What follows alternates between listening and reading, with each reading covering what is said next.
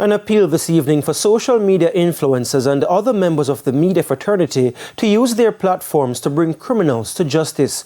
The call comes from Chairman of the Police Federation, Sergeant Arlene McBean, who was speaking during a memorial service for slain Saint and Cop Ricardo Fairclough. Amoy Harriet has the details.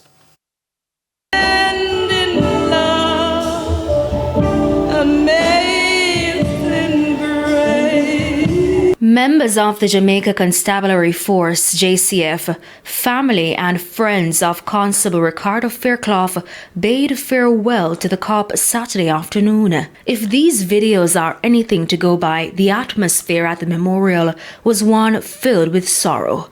So much so that the pastor responsible for initiating the service collapsed during the proceedings.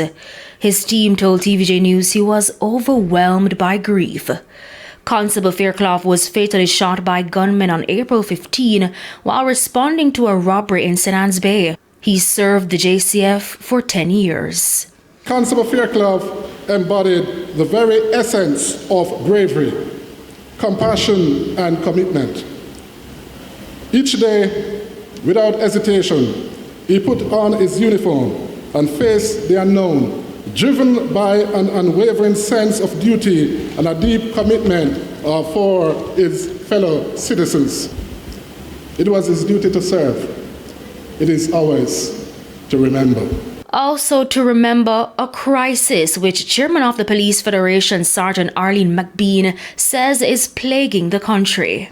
Let me tell you something, citizens of Jamaica. We are under crisis. When gunmen kill any agent of the state, it can't be business as usual. It's why she's urging members of the media to use their platform to help force criminals out of hiding.